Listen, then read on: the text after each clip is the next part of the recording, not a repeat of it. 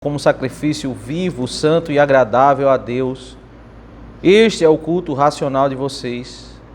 E não vivam conforme os padrões desse mundo, mas deixem que Deus os transforme pela renovação da mente, para que possam experimentar qual é a boa, agradável e perfeita vontade de Deus. Entramos agora em Romanos capítulo 12, na sexta sessão da carta, que trata agora sobre exortação. Depois da parte introdutória, ele falou sobre depravação, falou sobre justificação, falou sobre santificação e falou sobre eleição.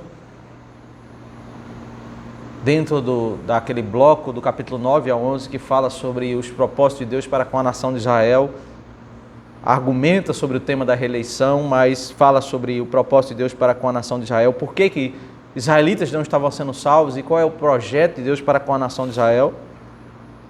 O capítulo 12, ele inicia uma sessão que é muito comum nas cartas, nos escritos de Paulo, ele fazia uma sessão introdutória, como em Efésios, capítulo 1 ao capítulo 3, capítulo 4 ao capítulo 6, ali uma parte exortativa, as implicações, o que essa doutrina, esse ensino deve nos impactar em cada área da vida. E a carta aos Romanos tem exatamente isso. Romanos 12 agora, ao capítulo 15, versículo 3, nós temos a parte da exortação sobre vários tópicos. Ele vai pontuar onde nós devemos aplicar essas verdades a viver de modo agradável ao Senhor. E podemos dizer que Romanos 12, verso 1 e verso 2, é a introdução nessa transição. Ele introduz todos os outros temas que serão abordados a partir do versículo 3. Várias áreas. Ele vai tratar sobre dons espirituais, verso 3 ao verso 8. Ele vai tratar sobre alguns atos de comportamento, verso 9 ao verso 21. Ele vai tratar sobre submissão às autoridades, no capítulo 13. Ele vai tratar sobre um problema que havia recorrente, e ele trata isso em 1 Coríntios, ele trata isso em Gálatas, ele trata isso, me parece que era algo recorrente naqueles dias, sobre como eles deveriam viver em um mundo em que havia sacrifícios, carnes oferecidas a deuses pagãos, e eles vendiam essas carnes, se o cristão poderia comer essa carne ou não comer essa carne. Ele vai falar sobre o problema do fraco na fé diante dessa problemática. Ele vai falar sobre o uso da liberdade, que está relacionado com isso. E, por fim, da metade do capítulo 15 diante, ele vai apresentar os seus... Ele encerra um pouco essa sua abordagem exortativa, quando ele vai agora apresentar os seus projetos missionários, o seu anseio. Ele tem um projeto de ir pregar o evangelho na Espanha, e antes disso ele quer passar em Roma para conhecer presencialmente aqueles irmãos que ele não conhecia, e ele passa do parte final do capítulo 15 e o capítulo 16 enviando recomendações, enviando seus projetos, seus planos, pedindo orações, dando alguns conselhos finais ali na final do capítulo 15. Mas o capítulo 12, ele faz essa transição, e o capítulo 12, ele inicia com um portanto, porque evidentemente é para onde ele quer nos levar após concluirmos, após meditarmos sobre a doutrina da depravação, da justificação, da santificação, da eleição, especialmente sobre o texto. Ele dialoga com esse bloco todo anterior, e alguns comentaristas que dizem que quando Paulo usa essa expressão pelas misericórdias de Deus, ele está fazendo referência, é um resumo do capítulo 1 ao capítulo 11, certamente isso está correto, mas certamente também ele tem uma relação mais próxima com o que ele falou sobre misericórdia, do versículo 30 ao versículo 32 do capítulo 11, quando ele falou que a salvação é derramada pela misericórdia a judeus, gentios, e essa misericórdia, é evidente que essa palavra ele está remontando toda a sequência de ensino que está no capítulo 1 ao capítulo 11. As misericórdias de Deus, o ato de Deus não nos mandar para o inferno, Ele ter misericórdia para com a nossa vida. Isso deve nos implicar a nós vivermos uma vida de modo agradável ao Senhor. Portanto, pelas misericórdias de Deus, peço que ofereçam o seu corpo como sacrifício vivo, santo e agradável a Deus. O primeiro aspecto desse texto é que a exposição doutrinária sobre o que Deus fez por nós é o que deve nos mover a nós sermos verdadeiros adoradores ao Senhor. A didática do apóstolo Paulo em todas as suas cartas não é nós vamos adorar por aquilo que nós vamos conquistar. Não é isso que ele faz. Nós vamos adorar por termos consciência daquilo que ele fez por nós. É evidente que nós, como servos de Deus, nós como adoradores, nós temos sonhos, nós vivemos nesse mundo, temos lutas, problemas, nós entregamos a Deus nossas orações. E pela graça de Deus, Deus concede bênçãos na nossa jornada de vida, mas nunca, jamais deve ser isso que nos move a adorarmos o Senhor. No que diz respeito à nossa adoração, é pelo que Ele fez, pelas misericórdias de Deus.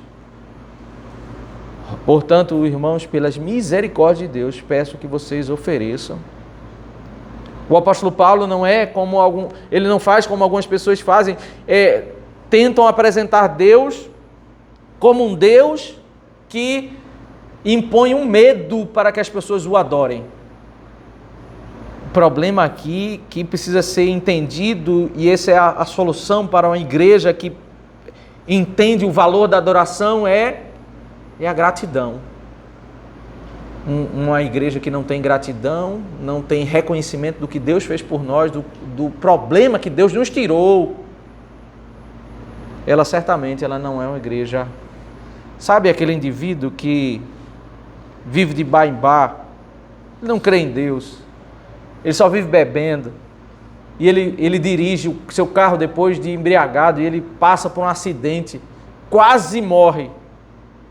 Mesmo que ele não crê em Deus, ele passa a ficar com medo daquela situação. Aquilo ali chama a atenção dele, aquilo ali é um alerta. E pode ser que depois de 2, 3 meses ele esqueça daquilo ali e volte à vida dele normal, de beber e dirigir. Mas até por um tempo ele ficou alerta, porque ele percebeu, aquilo ali chamou a atenção dele, aquele medo da morte, ele viu a cena de quase sendo destruído, chamou a atenção dele. É exatamente porque os cristãos se esquecem de onde o nosso destino, onde nós iríamos, a condenação eterna. Essa misericórdia de Deus é o livramento dessa condenação. Se nós tivermos isso firme em nossa mente, nós certamente seremos motivados a adorar o Senhor. Um dos grandes problemas da carta aos Hebreus, o texto de Hebreus, é que algumas décadas se passaram ali em torno do ano 50, 60, as pessoas começaram a esvaziar as igrejas e voltar para o judaísmo. E o escritor aos Hebreus diz exatamente o seguinte: eu não tenho mais um novo evangelho para apresentar para vocês, eu não tenho mais um novo ensino. O que é que eu vou apresentar para vocês para reanimar vocês, para vocês voltarem? Se você está ouvindo o evangelho e você está desanimado, não encontra prazer, o problema certamente não está na glória do evangelho. O problema em o evangelho ter pouca glória, mas o problema está na dificuldade de percepção das pessoas do que é. Aqui, meus irmãos, nós vemos que essa metodologia do apóstolo Paulo está muito clara para onde ele quer chegar. Alguém poderia dizer: mas Paulo, existem problemas sérios em Roma, eles estão tendo dificuldades com a obediência às autoridades, eles estão tendo dificuldade no uso de dons espirituais no meio da igreja, eles estão tendo dificuldade sobre definir o que é forte e fraco na fé. Paulo não trata sobre isso. Primeiro, ele 11 capítulos falando sobre doutrina, para que a partir da doutrina eles possam entender como reagir sobre cada caso, cada circunstância da vida deles, cada ato. É porque exatamente, meus irmãos, é quando nós entendemos a verdade de Deus que nós vamos, de fato, viver a verdade de Deus. É quando nós entendemos e compreendemos o tamanho da misericórdia, o tamanho da obra de Cristo, nós vamos ser gratos a Ele para viver uma vida conforme a sua vontade. E aqui, meus irmãos, nós podemos perceber claramente Um problema que pode se tornar um problema circular, porque às vezes uma igreja está apática. Ela não está motivada a servir a Deus. E ao não estar motivada, ela não quer conhecer mais do ensino de Deus, da vontade de Deus. E ao não conhecer a vontade de Deus, ela não vai resolver o problema que é o problema da apatia. E isso se torna um problema circular. E é exatamente, Paulo passou 11 capítulos ensinando, explicando doutrina, porque é exatamente pelo ensino da palavra de Deus que ele vai ter corações gratos. Não vão ser pessoas que ele vai dizer, olha, você vai ter que obedecer, senão Deus vai te mandar para o inferno. Não é esse tipo de ensino que Paulo está fazendo. Ele quer corações que tenham consciência da obra de Cristo, para que entendam a misericórdia de Deus e tenham gratidão. Gratidão para entregar a Deus a adoração que é devida. E ele usa aqui, nós podemos entender, isso aqui é uma ilustração do que Paulo está falando, de como deve ser a nossa entrega a Deus, e ele está ilustrando com o ritual do Antigo Testamento, que era bem conhecido nessa época, no primeiro século, e como um judeu, ele pegava um animal e ia para a porta do templo, para a porta do tabernáculo e depois do templo, para oferecer esse animal em sacrifício. Em Levítico capítulo 1 nós temos ali o detalhamento de como se deve ser esse processo. Você deveria pegar um animal, em alguns sacrifícios uma ovelha, em alguns sacrifícios um bode. Você levava esse animal, esse novilho, para a porta do templo, e ali você, na parte onde se fazia propriamente o ritual da matança, o ritual dos cortes e para se queimar o animal, o adorador não entrava. Era um local restrito para sacerdotes. Mas havia um encontro. Você se apresentava diante, ali na porta se encontrava com o sacerdote. O sacerdote, ele iria examinar aquele animal que você estava entregando para o sacrifício. Em toda a simbologia daquele encontro, daquele ritual, aquele animal representava você. Em primeiro lugar, há vários aspectos, né? O animal representa certamente Cristo, mas em primeiro lugar, você dizia para o sacerdote que aquele animal representava você. E isso você fazia ao apresentar o animal, colocando a mão sobre ele, dizendo, ele me representa. Eu pequei e esse animal me representa. Esse animal, depois de examinado e aprovado, a primeira coisa que era feita nele, imagina a cena, você diz que esse animal te representa, e para você ter paz com Deus, esse animal é entregue, ele começa a ser todo esfaqueado, sangue é derramado. E aquilo ali na representação é você. Para que você tenha paz com Deus, você precisa derramar o seu sangue. Mais à frente, em Levítico 16, vai explicar que Cristo é aquele substituto que vai nos representar. Mas a ideia é que sem Cristo, eu mereço ser esfaqueado, eu mereço ser morto, todo cortado. Havia um problema que aconteceu na história do povo de Israel, que é retratado no livro do profeta Malaquias, é que nesse ato em que você levava um animal, o sacerdote ele deveria fazer uma inspeção sobre o animal, porque o animal deveria estar vivo, santo e agradável a Deus. Essa expressão ela vem dessa verificação do sacerdote. O sacerdote deveria ser uma pessoa que avaliasse, porque se você entra com um animal manco, cego, ele deveria ser rejeitado pelo sacerdote, dizendo o seguinte, esse animal não é aceito, não é agradável a Deus, volte com o seu animal, porque Deus não vai se agradar desse sacrifício. O trabalho do sacerdote era estudar a palavra para entender todos os critérios de Deus para que aquilo ali fosse agradável ou não, e ele instruir o povo, aceitando ou reprovando aquilo que o povo entendesse que aquilo ali seria aceito ou não pelo Senhor. Ele corrigia o pensamento e as atitudes do povo.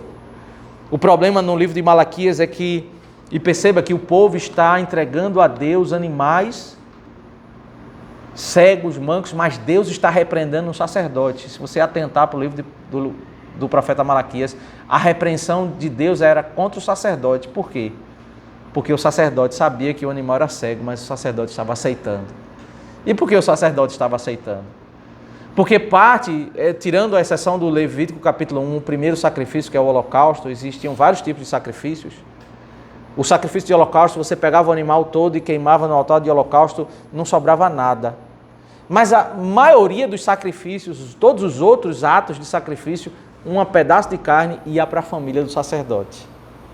O sacerdote que quisesse ser fiel ao Senhor e na porta dissesse, esse animal está reprovado, ele certamente iria perder um pouco daquela carne, que era dinheiro no primeiro século, ele poderia comer, ele deveria comer aquela carne, mas alguns poderiam, equivocadamente, porque o livro de Levítico diz que ele não poderia fazer isso, mas eles poderiam pegar aquela carne até para vender. Então, o que está em pauta aqui era a questão financeira. Em Malaquias 2, os sacerdotes estavam aceitando por causa dessa problemática. Eu vou perder. Se eu for muito exigente, muito criterioso na porta, as pessoas vão voltar e eles não vão pegar a boa ovelha. Eles não vão pegar um novilho cevado.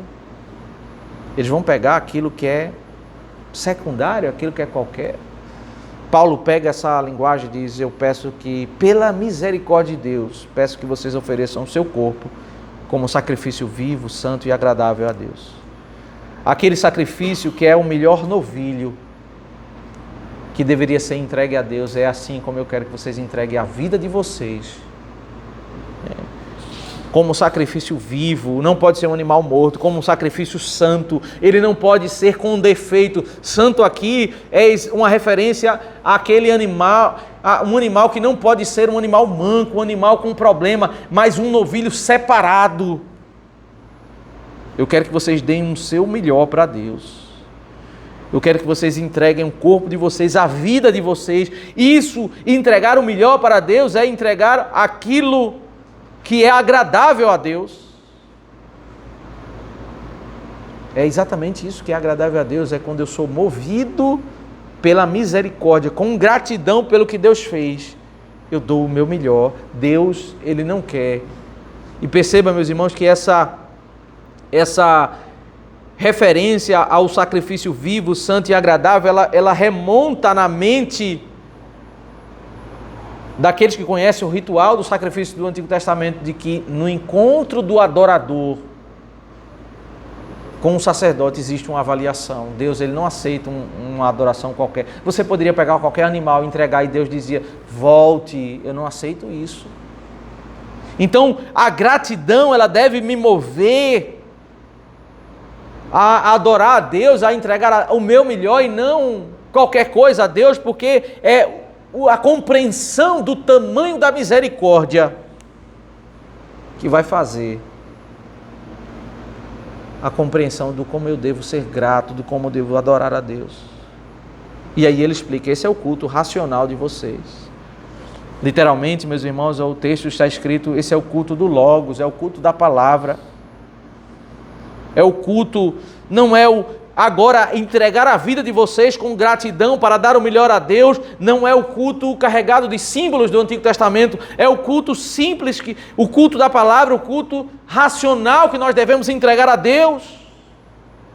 Quando nós nos aproximamos para ouvir a sua voz, ouvir a sua palavra, e entregar o nosso coração para adorar a Deus, dar o nosso melhor, a nossa vida. Esse é o culto da palavra. Esse é o culto racional, é o culto que nós devemos entregar ao Senhor, que é agradável a Deus, daquele que explicou a sua verdade do capítulo 1 ao capítulo 11, daquele que decretou todas as coisas, que dele, por meio deles e para ele são todas as coisas. Certamente que quando Paulo fala sobre culto aqui, nós podemos refletir sobre dois aspectos. Primeiro, o culto solene, de como nós devemos entregar a Deus a nossa vida nesse ato de culto, nesse momento de adoração, onde o mundo foi criado em 7 dias, colocando esse padrão semanal de adoração, um dia em 7, para que nós entregássemos a Ele E agora com a compreensão de que a desordem em nossa vida que nós herdamos em Adão, ela foi restaurada em Cristo, o segundo Adão. Nós agora podemos adorar no dia da ressurreição, restabelecendo a ordem criacional. A redenção é um restabelecimento da ordem criacional que foi corrompida em Adão, caída. É aqui que nós vamos entregar. Nós não podemos dizer, meus irmãos, que Deus é primeiro lugar em nossas vidas, que eu quero entregar a minha vida como sacrifício vivo, santo e agradável, que Deus é aquele que tem prioridade e eu não tenho tempo para adorar a Deus, eu não tenho tempo para ouvir a sua palavra.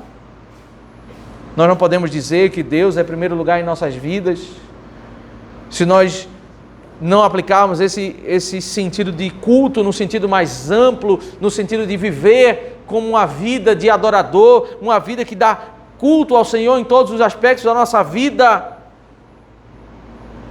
Eu preciso cultuar o meu Deus em todo o tempo da minha vida, porque pelas misericórdias do Senhor eu devo viver como um sacrifício vivo, santo e agradável a Deus. Eu devo entregar a minha vida. E aí imediatamente ele apresenta, para deixar muito claro esses contrastes, esses opostos, o que seria o contrário disso? Eu viver não para a glória de Deus, é eu viver exatamente conforme os padrões desse mundo. O mundo, ele caminha exatamente de modo contrário a colocar Deus em primeiro lugar, a entregar a minha vida para a glória de Deus, eu cultuar a Ele de modo simples pela palavra, entregar a minha vida para obedecer a Deus. E por isso ele diz: não vivam conforme os padrões desse mundo, os moldes desse mundo.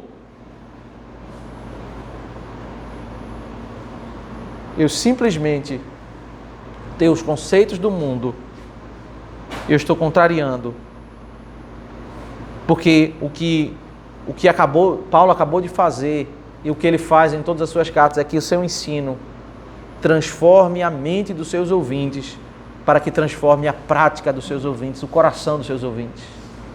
A metodologia dele de ensinar para que pelo ensino os corações sejam transformados, ele diz: não vivam conforme os padrões desse mundo, mas deixem que Deus os transforme pela renovação da mente,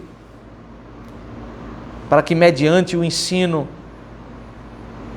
que é agora assimilado em nossos corações, em nossas mentes, nós possamos ser transformados por tudo isso que nós ouvimos do capítulo 1 ao 11. Agora eu entendi que não é pelo que eu faço, é pelo que Deus fez por mim, pela misericórdia de Deus, eu devo entregar a minha vida, dar o meu melhor a Ele, por gratidão. O temor, certamente, ele deve fazer parte da vida do cristão, e ele vai tratar sobre isso, a importância do temor. Mas a minha obediência ao Senhor, a minha adoração ao Senhor, ela não é movida pelo temor, ela é movida por gratidão. Eu devo ter gratidão ao Senhor por tudo que Ele fez na cruz do Calvário, pela sua misericórdia. Eu sou movido a dar o meu melhor por aquilo que Ele fez. A minha mente é mudada para eu não viver. Eu passo a lançar fora os conceitos desse mundo e agora ter conceitos da doutrina de Deus, da mente de Deus. Ele lidou muito no capítulo 9 a 10 e 11 com conceitos de Deus que chocavam a mente dos leitores de Roma. Ele falou sobre predestinação, ele falou sobre decretos eternos de Deus. Ele diz: agora que vocês estão mudando os conceitos de vocês devem agora viver à luz desses conceitos para que vocês possam experimentar. Meus irmãos, a diferença de um bom rei para um rei tirano é que um rei tirano, ele determina leis, ordens, não para o benefício do povo. Nós vemos na história várias ditaduras que acontecem nos dias de hoje, já aconteceram na história, em que pessoas vivem na miséria e o rei o líder com os seus amigos, eles desfrutam de banquetes, eles impõem fardos pesados ao povo porque são reis tiranos. A diferença de Deus para com esses reis é que Deus determina o modo como nós devemos viver, o modo como nós devemos entregar a nossa vida, mas é para que nós experimentemos aquilo que é bom. O objetivo final desse rei bondoso é exatamente que nós encontremos uma vida feliz, para que possam experimentar o que é bom, agradável e a perfeita vontade de Deus. O objetivo de Deus não é nos privar daquilo que é bom, mas é exatamente a jornada de uma vida de um cristão que conhece a sua verdade, que vive na verdade, e ele vai experimentar aquilo que é bom, aquilo que é agradável, aquilo que é perfeito, que é a vontade de Deus. Esse é um dos tópicos em que Satanás atacou o Senhor, inculcando na mente do homem e da mulher no jardim, quando disse para a mulher que ela deveria comer daquele fruto, porque na realidade Deus queria privar a mulher da sabedoria. Então, o que Satanás quis fazer na sua proclamação, na sua pregação, esse Deus é um Deus tirano, ele é um Deus mau, ele determina ordens para não deixar você ser feliz. É exatamente isso que o mundo proclama. Você vai, às vezes, evangelizar uma pessoa e a pessoa diz assim: não, mas vocês têm leis que não deixam vocês serem felizes. Essa é a proclamação satânica do jardim. Desde a época do jardim, ele já pregava isso. E o mundo proclama isso, que a vida feliz, né, é a vida de um homem vivendo na bebedeira, um homem vivendo na prostituição, é um homem vivendo na imoralidade, é uma pessoa vivendo naquilo que o mundo oferece. E que a vida dos crentes é uma vida triste, uma vida de angústia, de tristeza, de privações. Mas o que Deus diz é exatamente o seguinte: entreguem a vida de vocês a Deus por gratidão, que é exatamente aí que vocês vão ser felizes. Entregue a vida de vocês não por medo, mas por tudo que Ele fez na cruz do Calvário, por misericórdia. Deem não o resto, mas deem o melhor.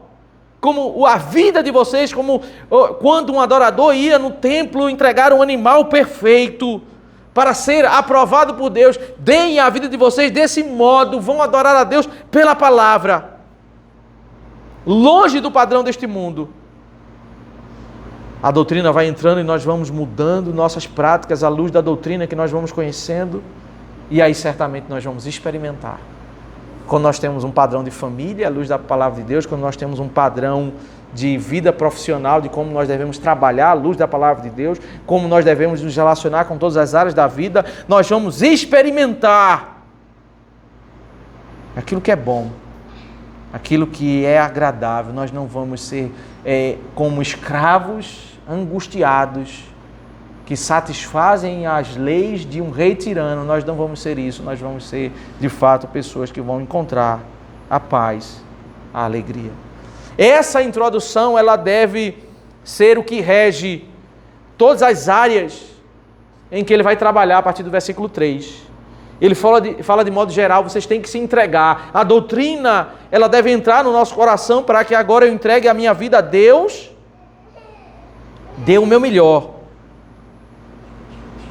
para que eu possa encontrar aquilo que é bom, perfeito e agradável. E o primeiro tópico dessa problemática que ele vai lidar, me parece que é algo que foi recorrente na vida das igrejas do primeiro século, pelo menos em Roma e na igreja de Corinto isso aconteceu, problema de pessoas dentro da igreja, conflitos por causa de dons espirituais. Até hoje parece que a gente vê isso nas igrejas, né? Geralmente igrejas grandes, conflitos por cargos, pessoas querendo servir ao Senhor e querendo às vezes fazer alguns cargos para aparecer, conflitos por posições dentro da igreja, algumas pessoas disputas no meio dos ministérios, pessoas querendo ser melhores do que as outras. Nós precisamos nos entregar a Deus completamente movidos por aquilo que Deus ensinou, e precisamos aplicar isso no uso dos dons espirituais. Primeiro, o versículo 3, ele destaca o perigo da soberba nesse quesito. Quando ele diz: porque pela graça que me foi dada, digo a cada um de vocês que não pense de si mesmo além do que convém, Pelo contrário, pense com moderação, segundo a medida da fé que Deus repartiu a cada um. Pense com moderação. Problema que havia no uso dos dons espirituais, o problema da soberba era quando pessoas queriam ocupar posições em que elas não tinham habilidade alguma para ocupar as posições. O que Paulo vai ensinar em 1 Coríntios, e ele vai ensinar aqui, é que Deus distribui dons conforme a sua vontade. E os dons espirituais, eles são habilidades específicas dadas por Deus, de modo distinto no meio do povo de Deus, para que, ao usar essas habilidades distintas, o corpo seja edificado. Paulo usa essa ilustração do corpo humano, onde destaca a diversidade de habilidades e a interdependência dos membros, porque você não pode não ter aquela habilidade que a outra pessoa tem, mas você precisa da habilidade dele e ele precisa da sua habilidade, e assim, para o bom funcionamento do corpo, no uso dos dons espirituais de toda a comunidade, a igreja é edificada. E o problema da soberba é quando eu olho para a minha vida e eu penso de mim mesmo além do que convém, além do que realmente eu sou. Pense com moderação, segundo a medida da fé, a proporção daquilo que Deus deu. Aqui ele está usando o termo fé para falar sobre o dom dado por Deus, o dom da fé dado por Deus, que Deus repartiu a cada um. E aí, para exemplificar isso, ele vai de fato entrar na ilustração do corpo, no versículo 4, fazer analogia, verso 4 e 5, ele vai fazer em poucas palavras aquilo que ele fez em 1 Coríntios. Porque assim como num só corpo temos muitos membros, mas nem todos os membros têm a mesma função, assim também nós, embora sejamos muitos, somos um só corpo em Cristo e membros uns dos outros. O problema, meus irmãos, é exatamente esse. Era exatamente as pessoas queriam ocupar cargos que elas não tinham, funções dentro da igreja que elas não tinham habilidade. E Paulo está dizendo, nós é como um corpo humano, nós somos muitos membros, mas não temos a mesma função, não temos a mesma habilidade. Ele fala nesses 2 versículos sobre aquilo que ele vai, de modo mais amplo, em 1 Coríntios, ele vai falar sobre diversidade de habilidade e interdependência. A igreja precisa entender esse conceito de diversidade de habilidade. Ele acabou de falar sobre o tema da eleição, da soberania de Deus. É Deus quem escolhe. Ele falou isso em Romanos 9, ao capítulo 11. Como essa doutrina ela pode nos ajudar ao trabalhar os ministérios dentro da igreja? O primeiro conceito que nós devemos trazer à mente, que está muito claro na conclusão do capítulo 11, é que dele, por meio dele, para ele. É ele quem escolhe, é ele quem executa e todo o propósito é para ele. O elemento base desse ensino é que Deus é quem escolhe. De modo prático, como nós podemos ignorar essa doutrina? Nós temos muitas vezes nas igrejas preocupados muito de modo pragmático, como as pessoas devem servir na igreja. O importante, as pessoas entram nas igrejas e as pessoas dizem assim, não, o importante é que você trabalhe para Deus, você dê a sua vida para Deus. Tem um aspecto importante nisso.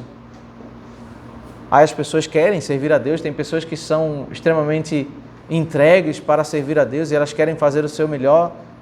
E às vezes você vai encontrar em igrejas aquele problema daquela pessoa super dedicada, mas que ela não tem habilidade nenhuma para fazer aquilo que ela está fazendo na igreja. E todo mundo fica, como é que a gente vai falar com ela, né? Já viu aquele grupo do coral, aquele grupo do louvor, onde a pessoa entra para cantar e ela é totalmente desafinada, ela não tem habilidade nenhuma, mas se ela achar bonito, ela quer cantar lá. Ela quer servir a Deus. E aí a igreja ela não usou a doutrina para estabelecer os critérios para servir a Deus, porque o critério é o meu coração quer servir, então pode servir. O critério não é a soberania de Deus e a distribuição dos dons espirituais, ela ela repousa sobre essa doutrina. É Deus quem distribui conforme lhe apraz. Significa que se eu não tenho habilidade para tal coisa, eu não devo servir ali, porque Deus não me chamou para isso. Eu devo me alegrar naquela área em que Deus me colocou. Então, às vezes, as igrejas, as denominações têm esse problema. O menino, 17 anos, ele está terminando o 2º grau e ele sonha em ser um pastor. É o sonho dele. E a igreja acha bonito, manda esse menino para o seminário, ele não vai fazer uma faculdade, ele vai direto para o seminário, só tem um problema. Ele nunca ensinou na igreja, ninguém nunca viu ele uma habilidade de ensinar. E ele passa 5 anos, porque talvez o pai dele foi pastor, ele viu o pastor, ele tinha uma relação muito próxima, mas ele não tem a habilidade de ensinar. Ele termina aos 22 anos, ele deu aquela vida ali, ganhava uma ajuda financeira muito baixa.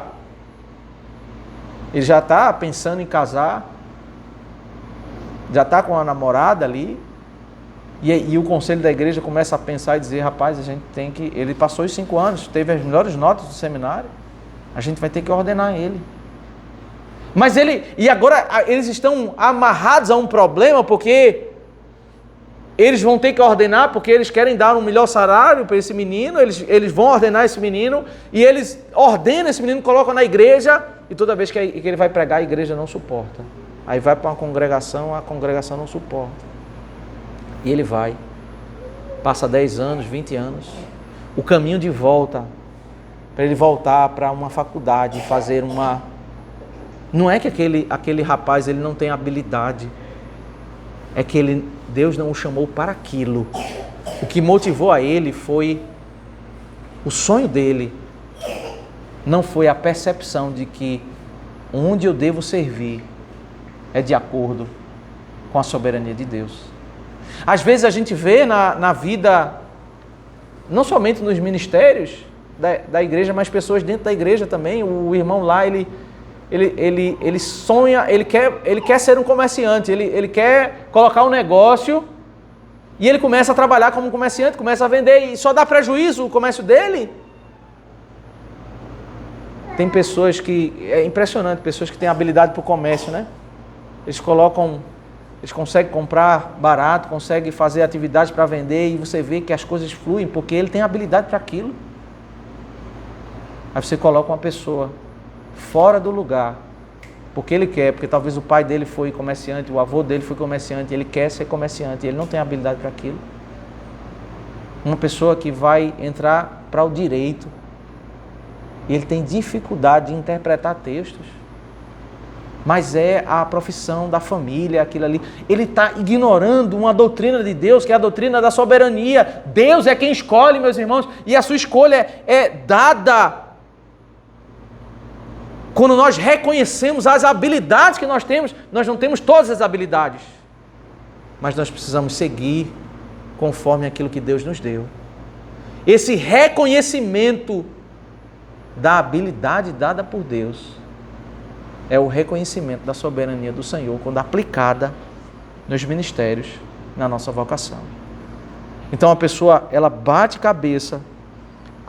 O conselho da igreja deveria, para esses seminários, dizer, olha, eu não vejo em vocês habilidade para o ensino, você não deveria buscar esse caminho. Certamente Deus te dotou de dons, você precisa discernir qual é a sua vocação, porque agora esse rapaz, ele está pulando de igreja em igreja, ele agora tem uma esposa, tem 2 filhos, passando dificuldades financeiras terríveis, e a igreja, de tempos, esse caso é tão recorrente, meus irmãos, aí as igrejas vão colocando ele para fora, porque é um problema lá atrás. O problema também, e agora, para tirar essa menina do grupo de louvor, que ela canta mal, que constrangimento vai ser? Mas se no início tivesse chamado a menina para dizer o seguinte, olha, você quer participar do grupo de louvor?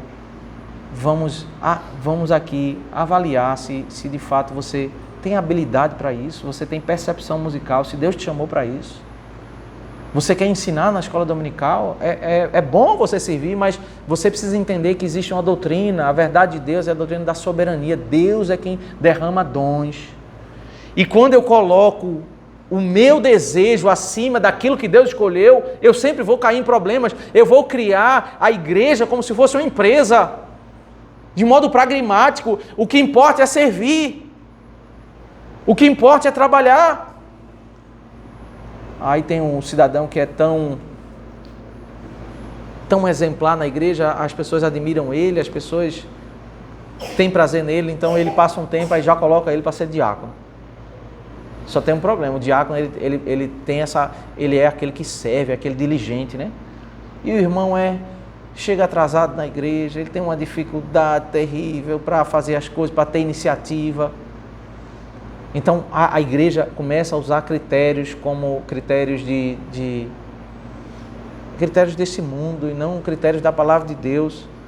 E Paulo está dizendo, não pense de si mesmo além do que convém. Não olhe para você e não entenda. E ele, nesse verso 4 e 5, na ilustração do corpo, ele está dizendo, olha, a distribuição de dons é como no corpo humano. Todo mundo tem a sua habilidade, todo mundo tem o seu valor. Nós somos muitos, temos habilidades distintas. Então, entregar-se a Deus, a sua vida, não é você servir a Deus de qualquer forma. Ele acabou de dizer, do verso 1 e 2, que nós devemos entregar a nossa vida a Deus. E como é entregar a nossa vida a Deus? É eu servir em todo lugar? Não. É eu servir aonde Deus me chamou. É onde eu vou fazer a minha melhor entrega. Eu chego na igreja e eu quero fazer todas as coisas. E certamente aquilo que eu não tenho habilidade, eu não vou fazer bem feito. Isso vai gerar, exatamente, eu estou pensando de mim além do que convém. Eu estou achando que eu poderia fazer aquilo bem feito e eu estou fazendo mal feito. E isso certamente traz um problema na igreja. Essa ilustração do corpo, ela tem um significado que ele passa a explicar do verso 6 ao verso 8. Temos, porém, diferentes dons. Veja, meus irmãos, ele está falando de corpo humano, mas o corpo humano é ilustração. Ele está falando sobre habilidades distintas no meio da igreja. Temos, porém, diferentes dons, segundo a graça que nos foi dada. Então, pela graça, Deus deu habilidade a uma pessoa específica, e pela graça, Deus deu uma habilidade específica a outra pessoa. Então, não pense de si mesmo além do que convém. Não queira servir numa área que você não tem habilidade. Porque isso é uma verdade para todos nós, meu irmão. Nós temos habilidade em algumas áreas e não temos habilidade em outras áreas. Isso vale para todo mundo. Não tem ninguém que consiga ter... Ninguém é corpo. Todos nós somos membros do corpo. Ninguém é corpo. Por si só é corpo.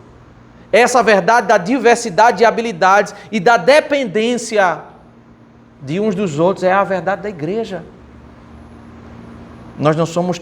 E considerar essa diversidade é exatamente o que faz corrigir esse problema de disputas no meio das igrejas.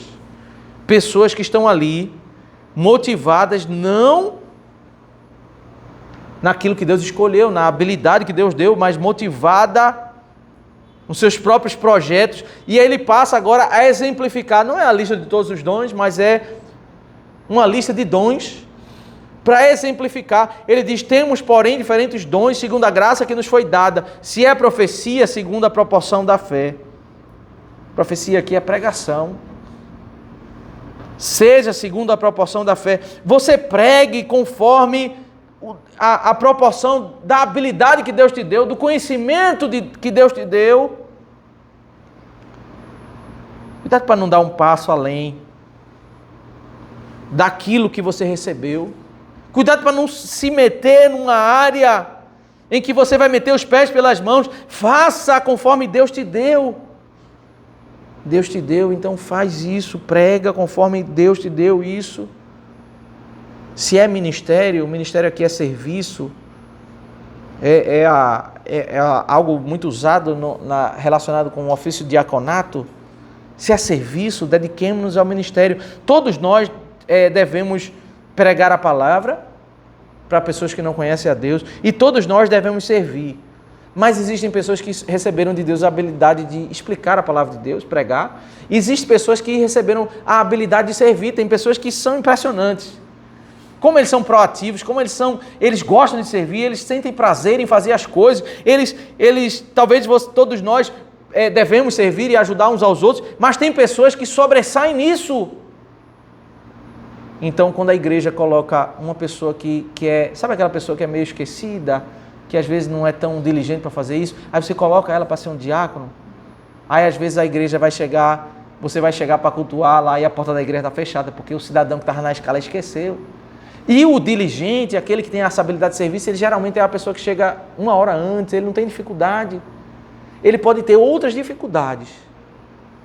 Talvez ele vai ter uma dificuldade para interpretar um texto, para fazer outra dificuldade, mas nesse quesito ele não tem. Então o que Deus está nos ensinando, meus irmãos, é nós entendemos a beleza de cada parte do corpo está no seu devido lugar. Dediquemos-nos no ministério. O que ensina, dedique-se no ensino. O que exorta, faça-o com dedicação. O que contribui com generosidade. O que preside com zelo. Quem exerce misericórdia com alegria. São coisas, muitas vezes, que todos nós devemos fazer de modo geral, mas ele está dizendo habilidades específicas são dadas e que devem impactar certamente nas atribuições ministeriais dentro da igreja. Uma dessas é a escolha de diáconos. Você deve entender, a primeira critério que você deve usar para escolher os oficiais, escolher pessoas para colocar em ministérios, qual é a habilidade que Deus, não é a intenção, a boa intenção do servo, mas o que é que Deus deu para ele. O modo como o conselho, a liderança de uma igreja deve reagir, é entender que não somos nós que escolhemos as coisas, é Deus quem escolhe, nós reconhecemos. Então, quando um menino de 17 anos quer ir para o seminário, a pergunta é: será que Deus escolheu isso para ele? Será que nós conseguimos reconhecer a habilidade de ensinar dele? Será que nós reconhecemos a habilidade dessa pessoa entrar num grupo de louvor? Será que nós reconhecemos isso? Porque quem escolhe é Deus. Nós reconhecemos, porque Ele é o soberano. Quando nós fizermos isso, nós estamos de fato aplicando a doutrina da soberania de Deus para evitar problemas no meio dos serviços, nos ministérios da igreja. É exatamente isso. Cada área específica, a exercer misericórdia com alegria, presidir com zelo, faça a função que você recebeu, diante da habilidade que você recebeu, dê o seu melhor, dê a sua vida como sacrifício vivo, santo e agradável. Dê o seu melhor. Mas dar o seu melhor não significa você viver fora. É exatamente o contrário, fora daquilo onde Deus não é servir de qualquer forma, não é servir em vários locais, não é servir dentro do propósito. E aí o cidadão, a dedicação de uma pessoa, ela às vezes ofusca a falta de dom que ela tem naquela área. E ela sempre vai trazer um elemento de frustração, sabe? A pessoa que vai para um grupo de louvor e ela não tem dificuldade, ela tem uma dificuldade imensa de percepção musical. Ela vai fazer um curso, ela vai treinar, ela vai estudar tal, e ela vai conseguir até melhorar. Mas ela jamais vai conseguir ter a facilidade daquela pessoa que ela tem aquela habilidade, que precisa também estudar para crescer. Mas por ela ter aquela habilidade de Deus, aquilo flui. Aquele menino que vai para o seminário estudar para ser pastor, ele vai se esforçar, talvez passar madrugadas estudando, vai tentar fazer uma pós, um mestrado, e ele vai melhorar. Mas ele sempre vai ter aquele elemento, ele nunca vai conseguir fluir a sua vida, porque ele está fora. O comerciante que sempre dá prejuízo, sempre vai à falência, sempre dá problema, vive endividado, ele começa a aprender, a estudar, ele vai conseguir até entrar um pouco nos trilhos e viver um pouco melhor. Mas ele jamais vai ser como aquele comerciante, aquele rapaz que ninguém ensinou nada e ele entrou para o comércio, ele começou com um negocinho pequeno, a coisa foi fluindo, ele cresceu e viveu, criou a sua família e fluiu. E se talvez eu e você entrar no comércio e fizer tudo aquilo que ele começou a fazer, a gente vai dar errado, porque teve algumas decisões que ele tomou no meio do caminho, que a habilidade dele fez ele enxergar. Porque nós não temos a habilidade que ele tem. Sempre vai haver a frustração quando nós não reconhecemos que todas as decisões que nós devemos tomar deve pressupor que primeiro Deus é quem escolhe e nós reconhecemos. a nossa vocação profissional, onde nós vamos servir na igreja, no mundo. Ele deve lidar exatamente com isso. Quem nós somos? Qual foi a habilidade que Deus nos deu? Para onde Deus nos chamou? Precisamos entender isso, meus irmãos, exatamente para reconhecer a soberania de Deus no uso dos dons espirituais, nas habilidades que Deus nos deu ao longo da nossa vida. Certamente nós podemos concluir nesse texto, meus irmãos, que o que move aqui o ensino do apóstolo Paulo para fazer a igreja viver, exortar a igreja a obedecer e servir ao Senhor, deve ser os nossos olhos voltados para a misericórdia de Deus, o que Ele fez por nós, de onde Ele nos livrou, a condenação eterna que Ele disse que Deus endureceu, cegou os olhos dos judeus. No capítulo 11 Ele disse que isso poderia ter acontecido conosco.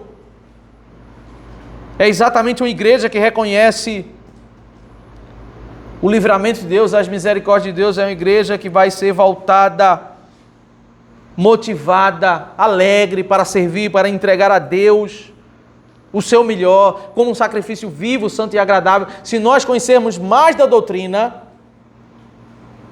nós conheceremos mais da verdade e seremos mais gratos a servir, a obedecer ao Senhor. Esse é o dilema do texto de Hebreus, do livro de Hebreus, quando Hebreus diz: eu queria muito ensinar para vocês, mas vocês são como crianças. Eu quero ensinar alimento sólido e eu tenho que dar leite porque vocês não conseguem. E havia uma desmotivação, as pessoas estavam saindo. Por que estavam saindo? Porque eles não conseguiam entender a glória de servir a Cristo, a glória do Evangelho. É pela exposição da verdade que de fato corações são transformados para entender a verdade de Deus. Devemos certamente nos entregar, meus irmãos. Esse texto é uma exortação para isso. Vamos ver vários aspectos distintos em que o apóstolo Paulo vai caminhar do capítulo 12 ao 15, várias áreas distintas. Mas aqui nós temos um chamado para darmos o nosso melhor. Somos motivados na misericórdia, por gratidão ao Senhor. Nós vamos agora voltarmos para Deus para dar o nosso melhor, e o nosso melhor deve ser entregue aqui, do verso 3 ao verso 8, em como nós devemos servir a Deus, as áreas específicas e como nós devemos servir a Deus. Quando eu tento servir numa área onde eu não tenho habilidade, alguém pode até chamar isso mas olha como fulano é dedicado, parece uma coisa bonita, né? O apóstolo Paulo está dizendo: não pense de si mesmo além do que convém. Na realidade você está sendo soberbo. Isso não é legal. Não é legal. Você está indo para uma área. Sabe aquele professor que não tem habilidade nenhuma de ensinar? Sabe aquele motorista que não tem habilidade nenhuma de dirigir? A cozinheira que não consegue fazer uma comida que chame a atenção. Ela trabalha para isso, mas ela não consegue fazer aquela comida boa para o povo. O pessoal reclama da comida. Você está sendo soberbo, fora do lugar onde Deus te chamou. Deus te deu habilidade. Ele nos deu habilidade. Nós não temos todas as habilidades. E parte da aplicação do ensino da soberania de Deus é onde Deus me chamou. Imagine se todos os jovens do 2º grau, 3º ano, entendessem essa doutrina. Quantos problemas seriam evitados? Pessoas que muitas vezes fazem 5 anos de faculdade, entram na vida profissional e descobrem que não tem nada a ver com eles. Fizeram isso porque era o sonho do pai, eles achavam bonito, era o sonho deles. E eles não tinham habilidade para isso. Pessoas que passam 2, 3 anos num curso e no meio do curso eles entendem que não é aquilo ali, eles decidem mudar e voltar é sempre um prejuízo, né, de tempo. Recomeçar. Às vezes as pessoas têm que fazer isso já com família formada, com filhos. Às vezes eles não fazem isso, vivem a vida toda se arrastando, passando dificuldade, porque eles não conseguem crescer profissionalmente, crescer na área em que eles estão. Por quê? Porque ele não tem habilidade. Quando você vê uma pessoa que tem habilidade específica na sua área e ele ainda é diligente, ele ainda estuda, ainda se prepara, você vê aquele crescimento, ele é um crescimento intenso, porque ele tem a habilidade dada por Deus e ele ainda se dedica para crescer naquilo ali. Mas quando uma pessoa que não tem aquela habilidade, ele vai se meter numa área que não é dele, ele vai bater cabeça, ele vai apanhar. E o problema está na falta de reconhecimento da doutrina da soberania.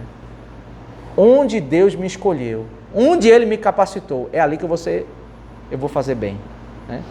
Então, uma pessoa que tem habilidade para ser um tremendo comerciante, talvez se ele entrar na medicina ou no direito, ele vai ser um fracasso. Não é que existe uma pessoa melhor do que a outra, é que são habilidades distintas, e esse é o ensino da soberania de Deus. E reconhecendo isso, é que certamente nós vamos dar o nosso melhor para Deus. Que o Senhor Deus nos abençoe. Vamos orar ao Senhor. Senhor nosso Deus,